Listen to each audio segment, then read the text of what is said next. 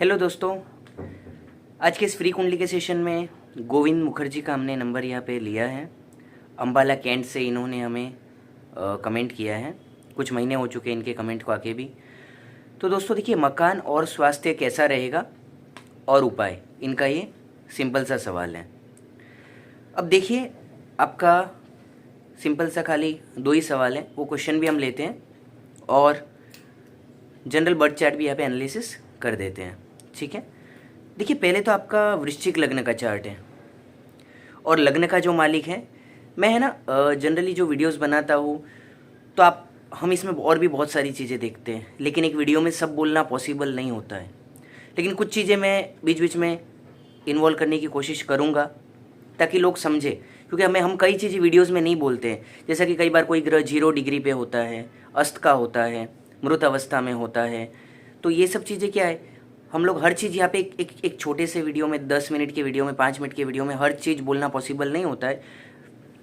और कुछ सवाल होते हैं तो जिसमें षोडश कुंडलियाँ देखी जाती है, तो देखिए कुछ चीज़ें हम यहाँ पे लेने की कोशिश करेंगे।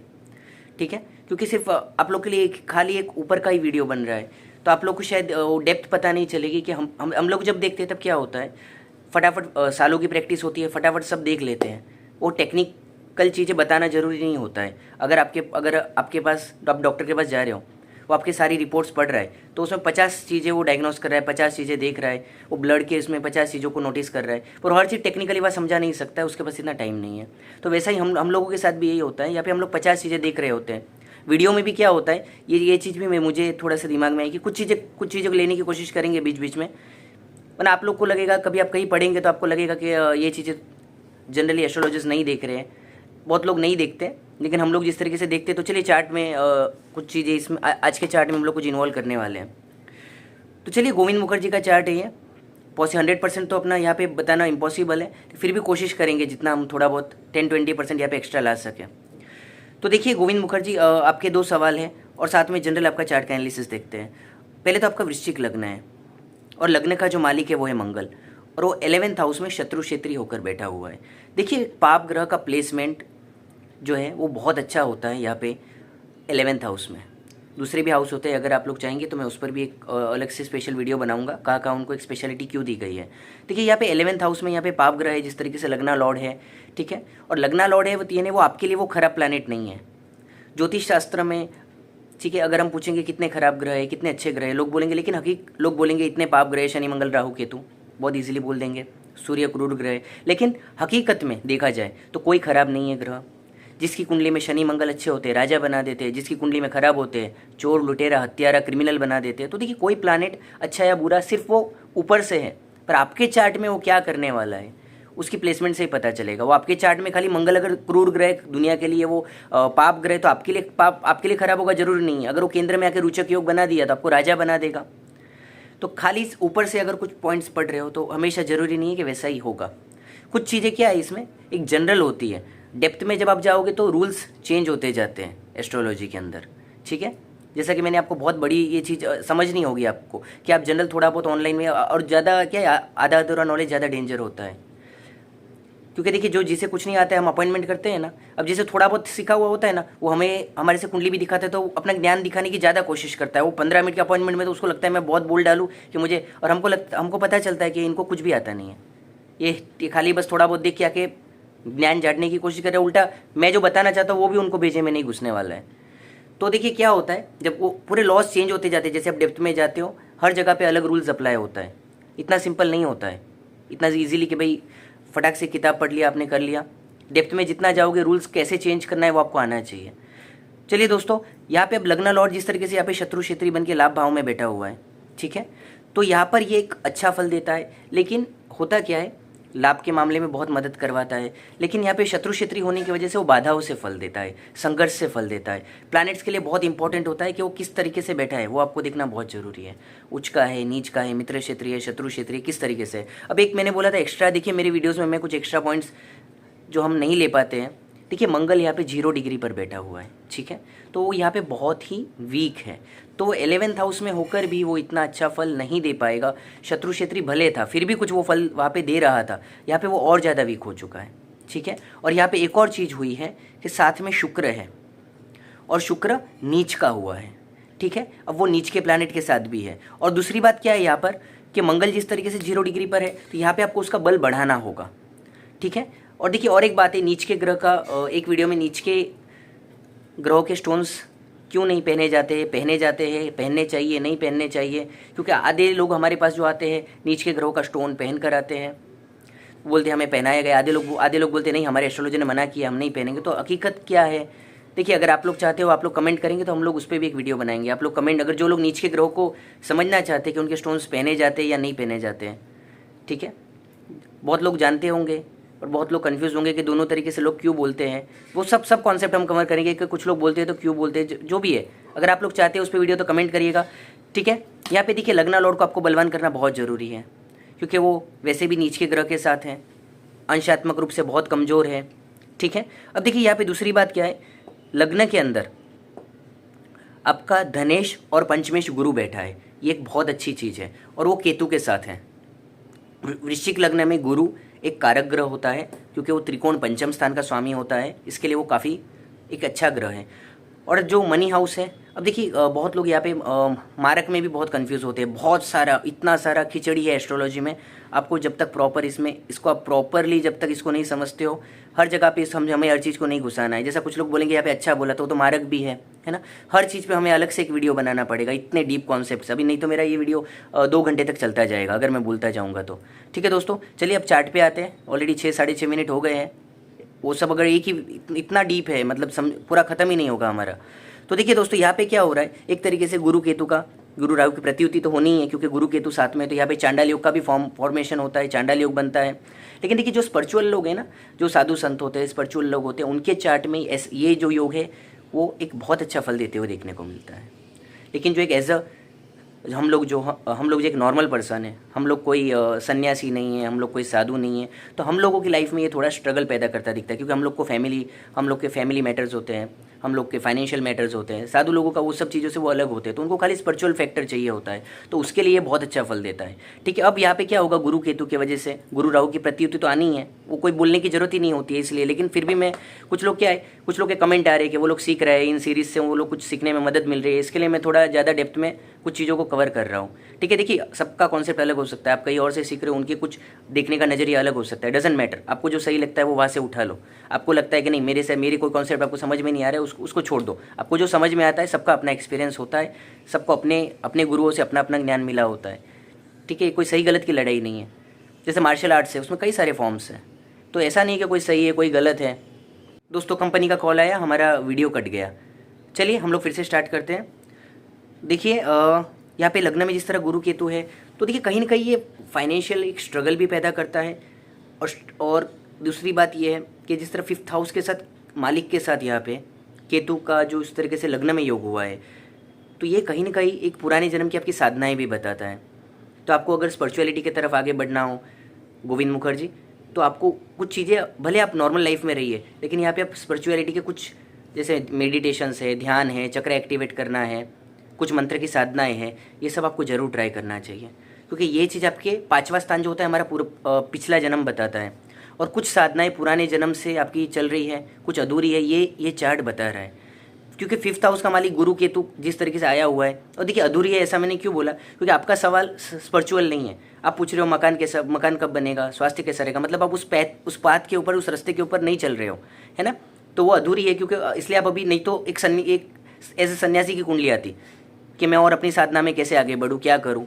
तो देखिए वो चीज़ अभी तक आपके अंदर की वो शक्ति है, वो आपको पता नहीं चली है। ये गुरु केतु ये चीज़ बता रहे हैं। हाँ, बहुत सारे फैक्टर्स है जो कुंडली हमें बताती है, पर हम जो जानना चाहते हैं हम वो पूछते हैं, हमें उसका ही जवाब मिलता है। देखिए धन स्थान का भी मालिक है, तो कुछ स्ट्रगल तो बताता है। देखिए फाइनेंशियल स्ट्रगल्स है आपके लाइफ में, उसके 2 रीजंस है, गुरु का यहाँ पे चांडाल योग में ग्रसित होना, और दूसरा जो लक्ष्मी का कारक है शुक्र, उसका लाभ भाव में नीच का होना।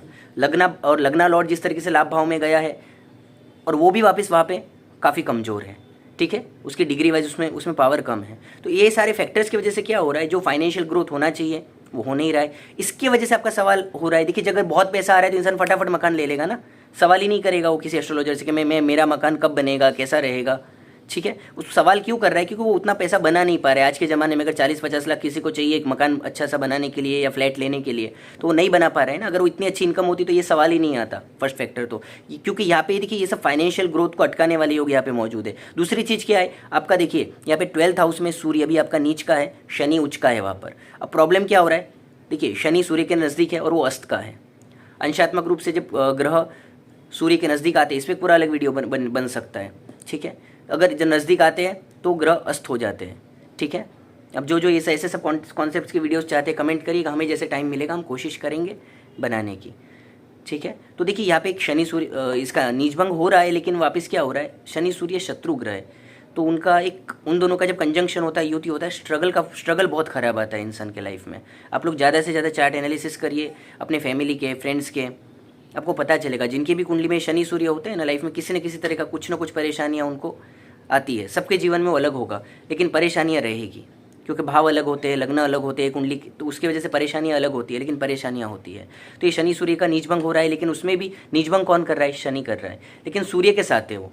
कोई और प्लैनेट के साथ होता तो बात अलग थी, और सूर्य उसको अस्त कर रहा है, तो वो भी अपना पावर लैक कर रहा है ना। अस्त के प्लैनेट्स भी आपको देखने जरूरी होते हैं, ठीक है। तो यहाँ पे ये भी एक बहुत इंपॉर्टेंट बात हो जाती है।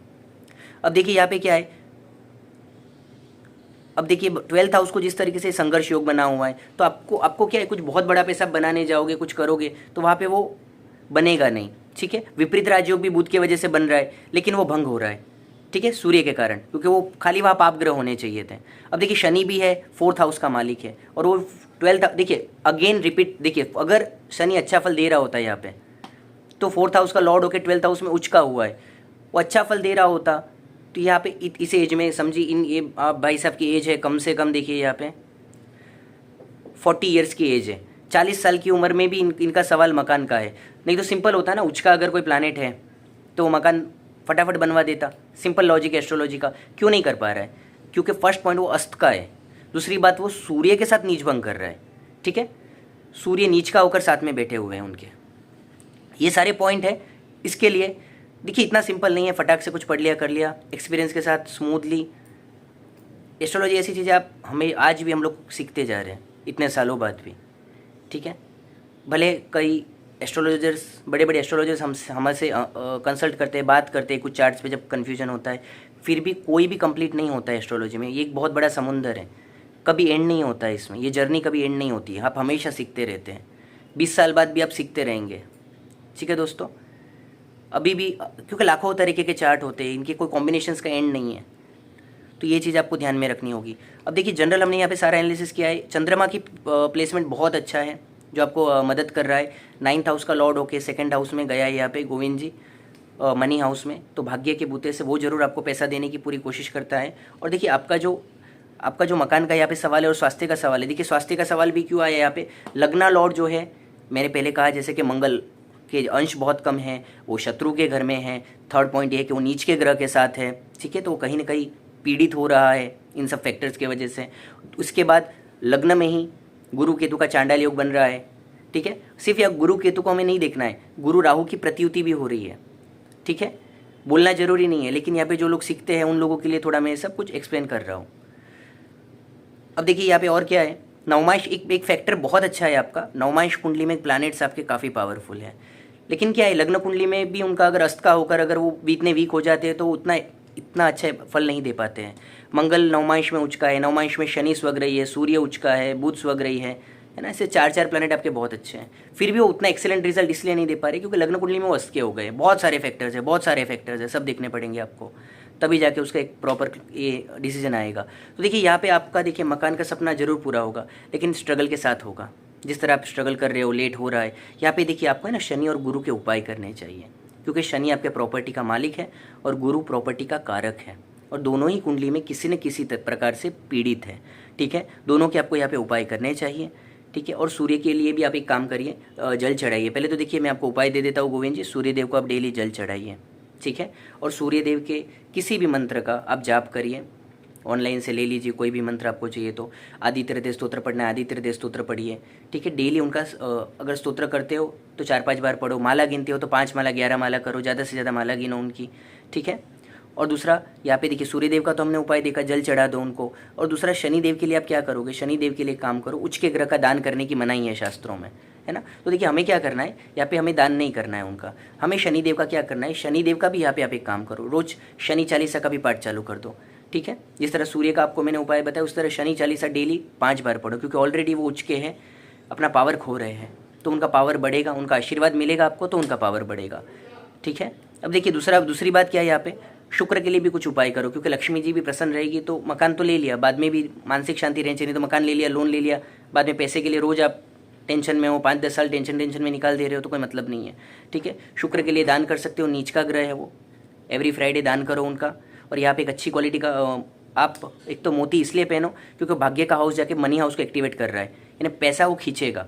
दूसरी बात यहाँ पे पुखराज पहनो, ताकि चांडाल योग में गुरु जिस तरीके से पीड़ित है तो वो वहाँ से अपने आप को प्रोटेक्ट कर पाएगा, ठीक है गोविंद जी।